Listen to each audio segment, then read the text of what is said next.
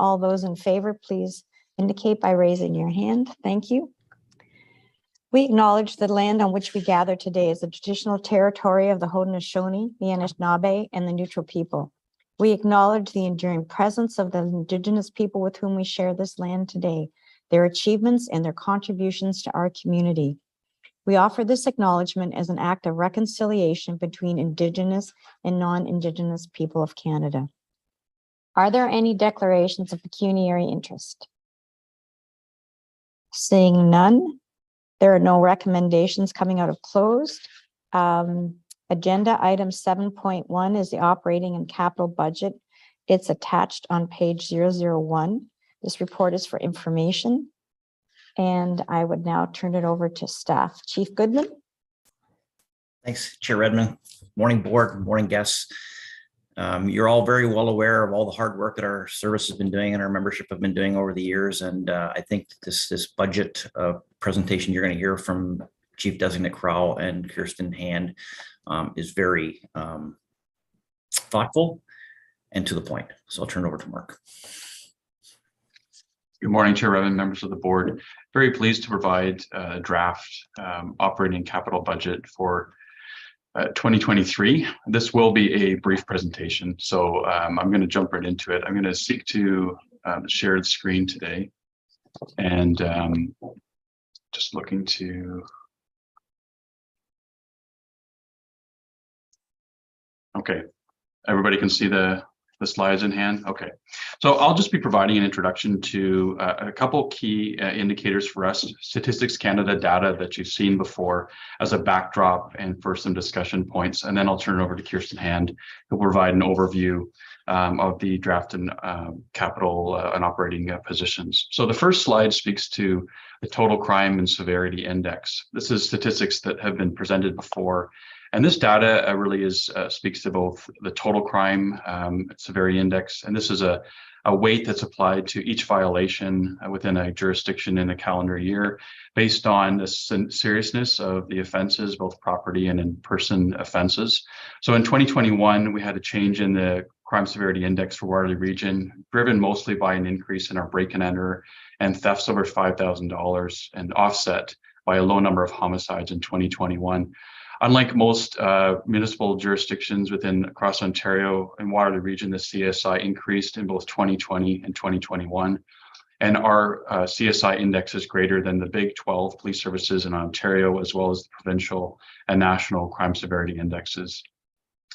The violent crime severity index is similar, but it speaks mostly to just those violations such as homicides, sexual assaults, robberies, and uttering threats. So amongst the Big 12 agencies, as well as provincially and nationally, there has been an increase in these rates over the last number of years. We only saw a 2% increase within Waterloo region year over year, but we are above the national and provincial and Big 12 crime severity index outputs. In terms of our total clearance rates, we recently reported on this. This is the clearance rates, which represents the proportion of criminal incidents solved by police. So similar to the crime severity index, this is the weighted clearance rates, which assigns a statistical weight to more serious crimes. And typically clearance rates are higher for those involving serious offenses or violent crime versus lower property crime. And what we've seen over the last 10 years from 2011 to 2021 is there's been an increase in provincially, nationally, and amongst the Big 12 agencies, a decrease in the clearance rates in total, but we've seen a disproportionate output in Waterloo region where we've had a 35% decrease in our ability to apply these clearance rates and crime solvency.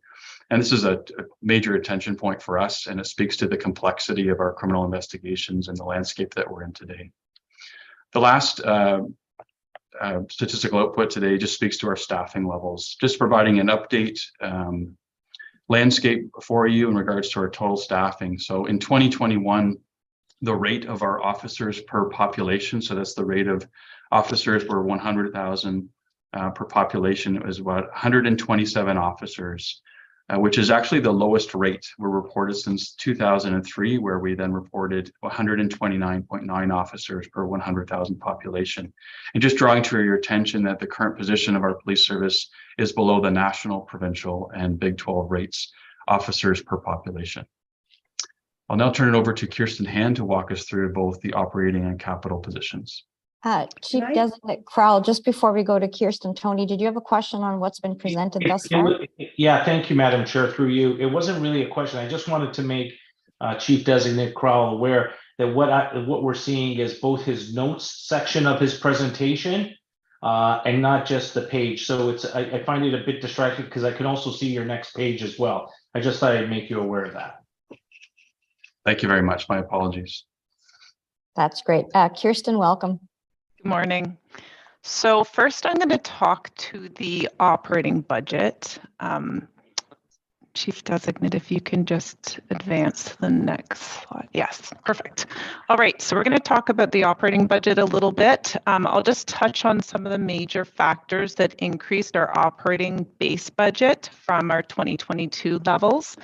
So the first item, which we've identified before, is the annualization impacts of the 35 sworn officer expansion. That equated to approximately $4 million. We also continued to see, as we had noted in previous years, benefit cost increases. We had a phased-in strategy for some of our benefit costs. We continued to see those increases, namely WSIB, medical, dental, retiree benefits, as well as the enhanced CPP federal program. We also continue to see any contractual increases in our collective agreements, so namely COLA increases, phased in frontline premiums, as well as any step or grade increases that are identified in the collective agreement. In the numbers before you today, we have decreased our salary vacancy target from 2 million to 1.5 million so that we did not need to keep as many positions vacant in the base budget. And there also is the removal of the one-time items that impacted our 2022 budget. So that was the utilization of a portion of the 2021 operating budget surplus, so 1.6 million, as well as we had taken 500K from the benefit stabilization reserve. We continue to increase our capital reserve contributions as we look at ensuring that we can fund our 10-year capital plan and deviating away from debenture funding. And lastly, inflationary impacts, which is mainly gasoline. Next slide, please. So in your package, we have developed a number of scenarios for consideration. We continue to represent approximately 32% of the regional property tax bill, and that's been very consistent for a number of years. The draft scenarios are based on some different factors. So the scenario one before you included in the package assumes a sworn officer expansion of 8 FTEs, which is a 1% increase, which is modeled based upon population growth in the region of the last 2 years. There's been a 1% increase. So that would equate to an operating budget of 212 million or an 8% increase year over year. The percentage change in property taxes would be about 6%. And right now, the region of Waterloo is currently estimating assessment growth of 1.85%. However, that will be finalized further as we get towards the end of this year. Scenario 2 looks at a 11 sworn officer expansion scenario, and that is based upon a 1.4% increase. And that would represent population growth in the region of Waterloo over the last 9 years. Scenario 3 looks at what if we were to bring up our police officer to population ratios that were just presented earlier to that Big 12 average police service rate. And in order to do that, we would need to increase our authorized complement by 55 sworn officers. So that scenario would bring us to an operating budget of approximately 222 million or a 13% increase.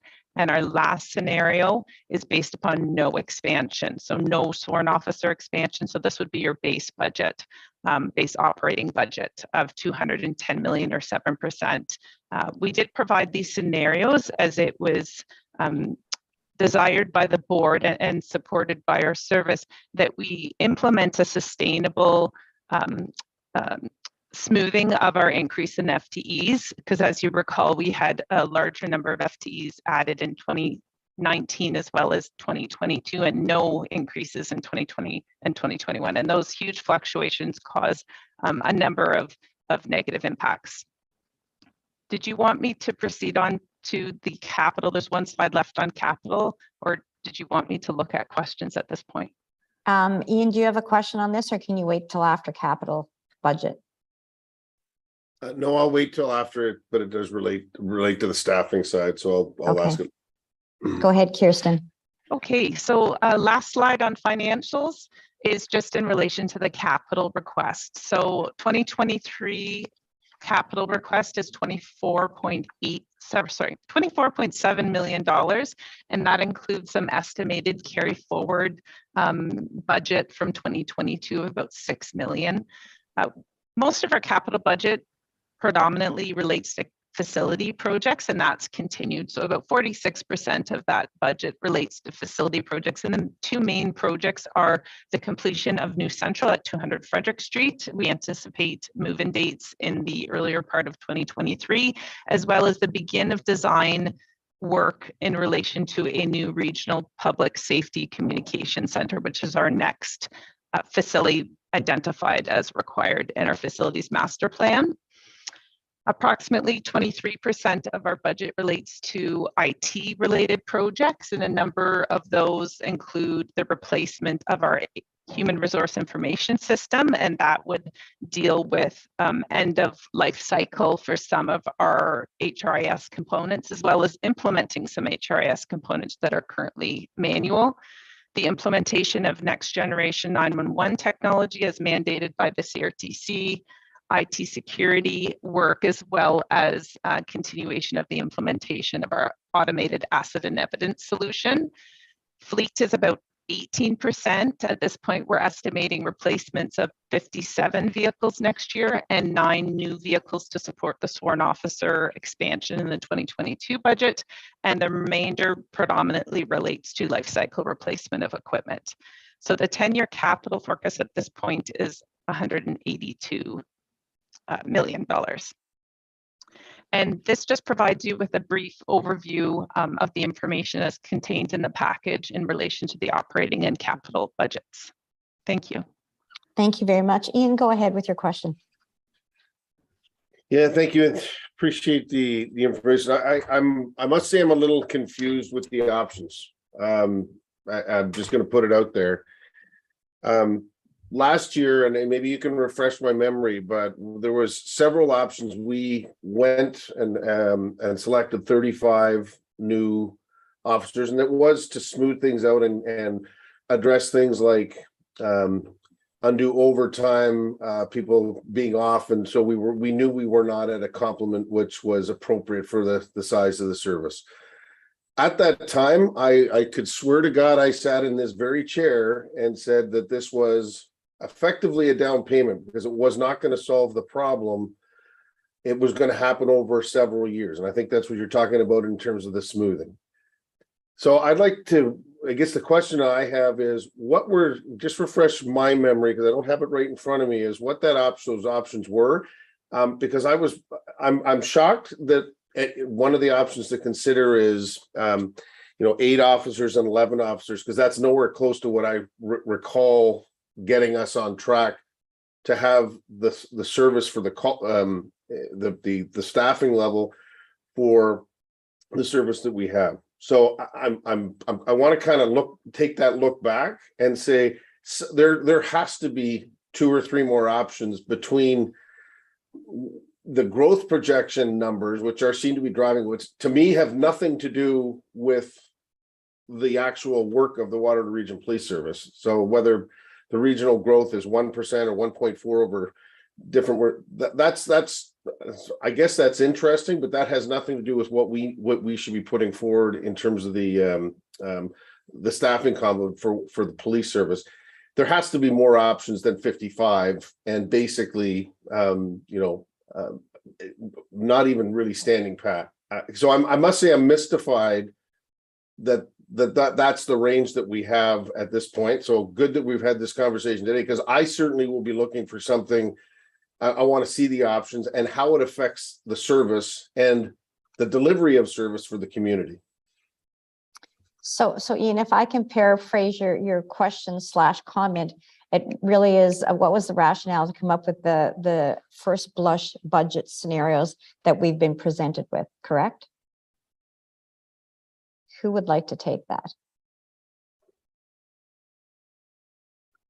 So I don't mind jumping in and can be assisted by others. So thank you for the comments, and we certainly appreciate your standpoint. And we see this as a carryover conversation from last year, and we appreciate the direction provided by the board coming out of today. You can see scenario 1, if I will jump back. In scenario 2 are anchored in something that we think is defensible and that we can draw attention to on a recurring basis. So not to tie this board to any considerations beyond 2023, but just looking at the considerations of how we will from a service standpoint grow to meet the demands of our community and the demands of services that we provide. So we can take the feedback stemming from others today as well to provide various scenarios that bridge, from in between, from zero growth up until the 55, which is take us on track with the Big 12 provincial and national rates, and provide some service impact scenarios and how we would carry that through. I will say this also in balance with our considerations for our community, the economic pressures that we're facing in totality, as a society, and we just want to present a responsible, balanced approach to considerations and direction for the board. I appreciate that, and I think I guess that's kind of my direction. Is when we looked at the numbers last year, there was very little comment around. There was some commentary around where was our service in relation to the Big 12, which is interesting, but it's a data point. It was more convincing from my perspective was the argument around that we didn't have the officers deliver the service that we needed to deliver on the mandate that we have under the Police Services Act. And that's what I would prefer to see is 55 strikes me as being, that's a number that is driven less from Waterloo region than it is, an average, and it's a mathematical equation. But I also don't see, in my recollection, and maybe, offline we can get that report back, is 8 to 11 was not the number that matched together as the tandem of 35 last year. And then it was to slowly or methodically increase at an appropriate pace, that we addressed the shortcomings in having staff, people being off, et cetera, the pressure that the service was under. I just don't see that middle piece there, and that's what I want to see. I would like to see and be able to kind of have that discussion around the Waterloo Region Police Service, the community, their need for service, and then what that increase in policing or in the level of the force needs to be to deliver on that. And that's kind of what for me is missing. Okay, Tony, go ahead. Yeah, through you, Madam Chair, and maybe just to piggyback off of Ian, I had similar thoughts, and just to share with you, how we rate on the overall average of other police services. I mean, that's just one metric, right? Population growth to me is just another metric.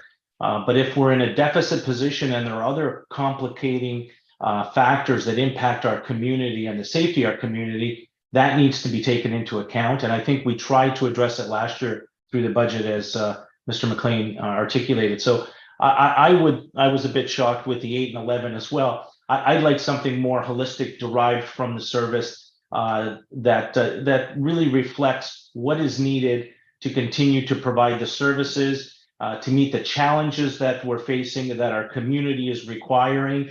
And I appreciate the economic impacts and the financial, but if we don't manage crime and safety as well, that has an economic impact as well. So I just kind of like to highlight that. So I would hopefully like to see in the next round, and this is a good little draft to kind of go through, but I'd like to see in the next round maybe a little bit more articulated options around what the service believes, what they will require to meet the needs and to provide the service for a safe community. So. Thank you. I see no further questions. Is there, oh, Chief Goodman, go ahead. Mr. McLean and Tony, appreciate all your support, and we'll take this back and we'll discuss it. We are trying to be very responsible here. We're having a hard time getting bodies through the door. The 35 has been difficult. When you have those gaps where you're not hiring every year and then you try to do it in one lump sum, it makes it very, very difficult. So that was the way we were looking at it, is how we can smooth this out so that we're having consistent hirings over the years. So we will take it back. We've heard you, but we were trying to be very responsible in terms of our numbers. Thank you very much for that. Karen, go ahead. Thank you. I apologize. I thought there may be more questions, which is why my hand wasn't up yet. So if we're looking at some of the pieces here, the scenarios include new officers. Does that include potential new? So that's just, we're going to hire more people. It doesn't include staffing for any new programs we're considering. So for example, like some of the, we have a pilot out right now on body worn. The number of officers we're looking at now wouldn't also include potential FTEs to support an expansion of that. That's correct. That's correct. I'll just, maybe Kirsten Hand can speak to our strategy also on the growth of civilian members, which are to support the frontline resources. So what we began last year, which is a strategy that other police services have also implemented, is that we recognize that for every sworn officer, there needs to be a civilian support component of that in various forms, whether it's our records management branch, whether it's information technology, human resources in terms of recruiting. There's just more volume of work that needs to be dealt with from a support perspective. So when we budget for each sworn officer, we do include an allocation for civilian support staff. And then we're able to pull together that allocation to look at our rationale behind what civilian support staff are required across the organization to support the higher complement growth. So there has been a component of that assumed within the budget at this point. So for projects where so if we're hiring frontline and a project isn't necessarily, I guess it's kind of tied to frontline, it would be incorporated into the cost there somehow. All right, is what I hear you say. I'm just kind of paraphrasing what I hear you say, like that. It could for sure. Yes. Okay. On the capital side, then, does the capital costing, and as an example, the fleet allocations have built-in out-year costs, assuming, like, are we assuming an average? Because we know if we hire more people, there's more cars that are required and more equipment that's required. So do the capital budget, projected capital budget numbers that we see, is it average, because we haven't made a decision yet about how many new officers there may be? So how do you think that through when you're in the numbers we're looking at? Yeah, so we have a specific vehicle growth capital project. Now it can only be funded by regional development charges, so it can only be utilized for frontline patrol vehicles. However, we do an estimate as to how many officers we might bring on per year, and we've done an estimate of what those vehicle requirements could be. However, given that we haven't yet decided what is that number of FTEs that will be added next year, we haven't been able to do a deep dive into what specifically are their vehicle requirements to ensure that that is all included. So in the package line, 50,000 and 50,000 for police vehicles and equipment would be an underestimation right now of what it possibly would be in out years. Yes, it could very well. Right now, for police vehicles growth, we've assumed approximately one new vehicle per year, and that was assumed based upon that we could potentially be adding 4 to 5 frontline officers a year. But yeah, definitely as we zero in on what is that FTE number, it definitely could result in additional vehicles being required and it being underestimated at this point. Okay.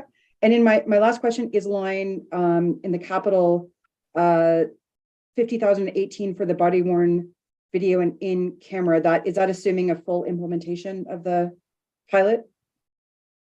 And it builds in the provincial support that we're getting where there's a crossover. Yes, so it assumes that the pilot will be implemented fully from a body-worn video perspective, yes. Assuming full government support for the in-car video piece?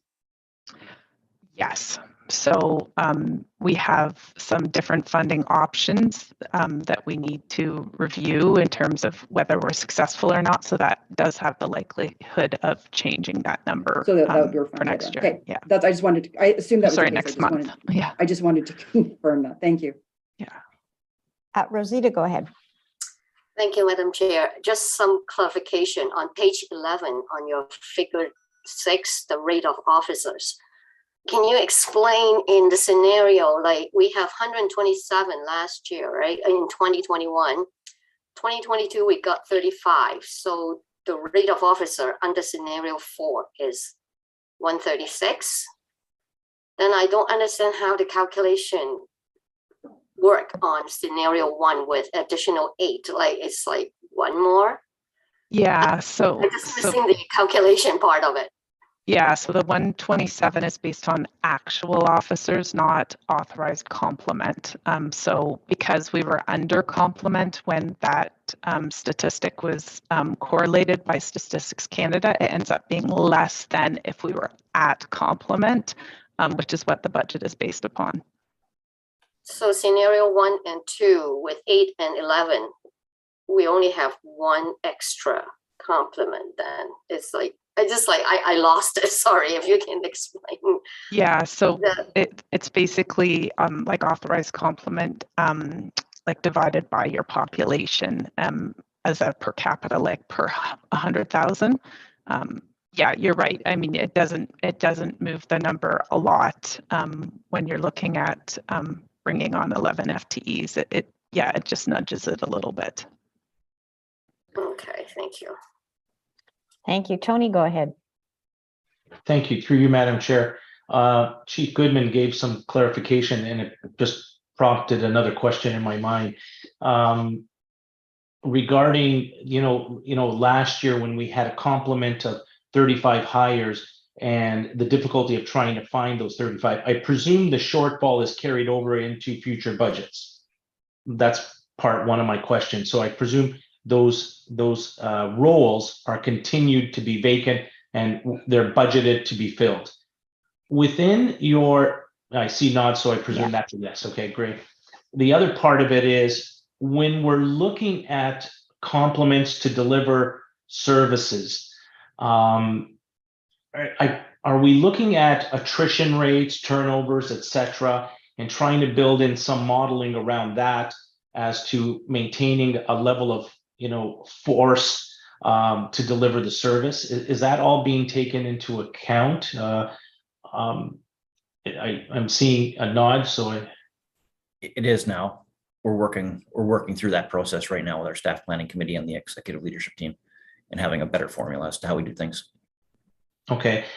And then maybe just as a comment, at least for myself, kind of the smoothing technique that Ian had mentioned, as we look forward, maybe a little bit more elaboration on how we look at complements, maybe not only this year, but next year, some thoughts of how you see that long, mid or short-term strategy unfolding for the service relating to both sworn officers and the other piece of it, civilian FTEs as well. It may be helpful to kind of see that so we can buy into kind of the long-term view of how things should unfold from your perspective.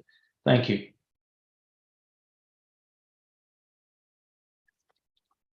So colleagues, I see no further questions. I think there's been lots of good discussion. This is a first blush budget.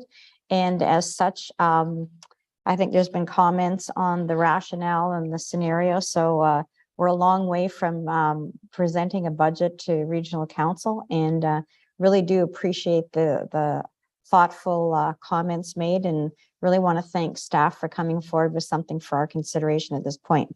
Karen? My apologies. I should have, just to be incredibly clear, because of what Tony and Ian were saying, do we have, I mean, you're going to go back and look.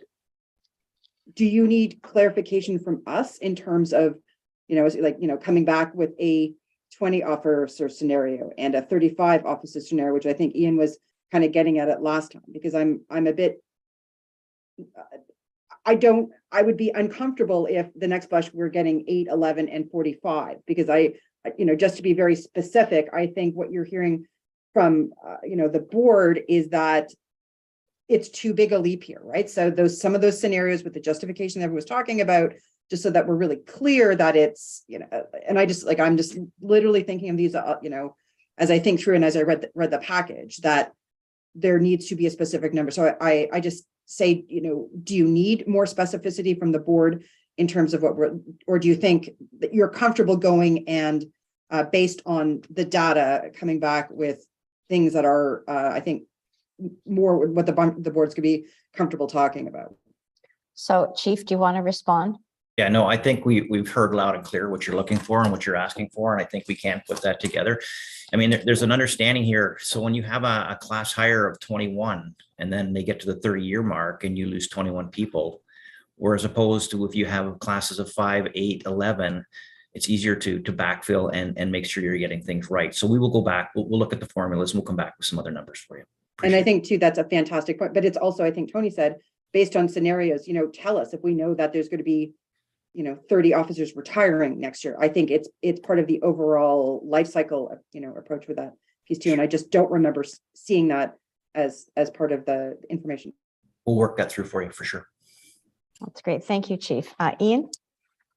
Yeah, through you, Chair Redmond, and just to piggyback on that, because I take what Chief Goodman has said is you can't fill what you can't recruit, which is fair game. But back to the point of if there's bubbles coming along, we need to plan for that. And I think the part that confused me, and I'm glad that we're going to get another crack at this or another set of options, is last year the 35 was not that wasn't going to solve the problem. That was a down payment on getting more methodical about saying we're not going to have those years like. And it's not 2021 maybe because of COVID, but you've had other years where you didn't have big recruiting classes for what effectively ended up being budget considerations and that's what I'm looking for is that consistency to say, even if you can't fill them, we need to put that in the budget and say, this is what the budget would look like if we had the human capital to actually deliver on what the service needs to deliver for the community. So it's you look at it both ways, which is what's the ultimate budget that you pass, but also what should you have in a perfect world. We don't live in one of those, we don't live in the perfect world, but we should be planning for, if we need to keep going at those bigger recruiting classes until we get caught up to get to what you're talking about, Chief Goodman. So I think that's helpful. That puts it in more clarity for me, because it wasn't that wasn't clear to me, when I first read it. So thank you. So Chief, if I can paraphrase what I'm hearing in deputies is a rationale and a context, not a magic number necessarily, but a context as to why number X is being considered. That has obviously budget considerations, but also looking at what's realistic and necessary for the force. Chief? Yep, we will have to have that for you for the next iteration of this. Thank you very much. So I see no further questions. I just really want to thank staff for that. And before we adjourn, I would like to just acknowledge that Carl and Rosita, this is your last WRPS board meeting. And both of you share a history of civic excellence and service in our region. Rosita has served on the board for 5.5 years, and prior to that served for 3 decades at the city of Cambridge and the township of Wilmot. This understanding of accounting, budgets, and the rural and urban nature of the region has served the board, police services, and our community well for over 2 terms. So Rosita, we have definitely felt your impact. We've looked to you and Carl for active negotiation participation on behalf of the board, and want to say thank you. Well done. Carl served on the police board for 8 years, and this coincides with his 8 years of being a regional councillor. Prior to this, he represented the city of Cambridge for 23 years, always a keen supporter of Preston, and yet able to take a citywide and a region-wide perspective. And Carl, I don't think there are many places where that is more appropriate than at WRPS, because as you know, we serve 630,000 people and growing through 7 area municipalities.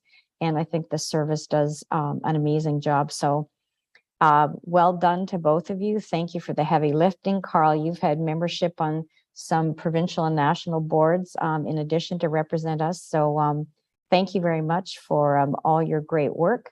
You will be missed, but I'm sure our paths will cross. Tony. Madam Chair, if I could just interject through you, I just wanted to thank both Carl and Rosita as well personally. Being on the board, looking to Rosita for her calm, sage advice. Carl, his get down to the brass tacks, cut through, give me the answer approach. I really appreciated that mentorship, that advice as we went through. And we've been through a lot over these last years through searches, budgets, contract negotiations, you name it. So I just want to personally thank you both for your commitment, because I think some people don't realize all the work that goes behind the scenes. So thank you very much for just being a colleague and a mentor through this. Thanks, Tony. Karen, you had your hand up. It was just to echo what Tony was saying as well. I think people have no idea the time and energy that both of you spent in terms of the contract negotiations. And I agree with Tony that, certainly the first few meetings, I just listened to Carl and Rosita and others. I feel Sandy's getting a short shrift here too, because she was someone else that I listened to and I gained wisdom from, just as I was learning, some of the elements and roles of this particular board. So thank you both so much. You'll be hugely, hugely, hugely missed. Ian, you look unmuted. Do you have any words? Well, I was gonna take a run at Carl and Preston, but I'll leave that alone. We do usually do that offline, but no, it's been said eloquently. The time and effort, especially I would say, particularly in the labor negotiations, and how much time and effort they put in this last go around, allowing the rest of us to know it was in good hands, along with our senior staff, was a very comforting thing, and saved us a ton of time that the two of them put in. So special thanks to both of them. I'm not sure who's going to draw the short straw next time, but thank you to Rosita and Carl for their extraordinary efforts on the labor negotiations. If I I don't could. know. Chief? Oh, sorry. Carl? No, go Just- ahead. Go ahead. Just on No, the- Sorry, Carl. Just on behalf of the service, we just want to thank you very much for all the years of governance and the friendship that we've built over the years, and know that you're always part of our family here, and you're always welcome back. And we look forward to great things for both of you in the future. Go ahead, Carl. Thank you. I just want to take the opportunity to publicly thank the board for all the kind words, and the police services of Chief Goodman and Chief Crowell and Deputy Chief Hilton and all the Waterloo regional police officers serving the region of Waterloo, and also the staff, the civilian staff. It's been a great experience for me personally to be participating in this police board. I do emphasize the fact that this is the best region in the province, if not the country. And like Chair Redmond said, I always used to advocate that Little Preston is the capital of Cambridge. And when I got elected to regional council, I started to say that Cambridge was the capital of the region. Well, I got some disagreement on that one, but Anyways, I just wanted to personally thank you all for allowing me to work with you. It's been a great ride. Thank you very much. Thank you. Rosita? Well, I have to say the last words, right? Thank you so much for your kind words. And I really, really enjoy, going to the board meeting and reading all the board packages. I didn't know that there was so much to read. But anyway, it's an honor to be a citizen representative to the police board. And I enjoy every minute with all of you. And I feel safe with all the police officers. And just don't give me a speeding ticket when you see me next time. Thank you so much. So thank you. With that, we will conclude this meeting and know that there are many more budget deliberations in the future of the members of WRPS board. And I would I would let the media know that after we're adjourned, they're welcome to log into Zoom or stay on this Zoom and can talk to Chief Goodman. He will be available for questions. And I would entertain a motion to adjourn, and that's moved by Rosita, seconded by Carl. All those in favor?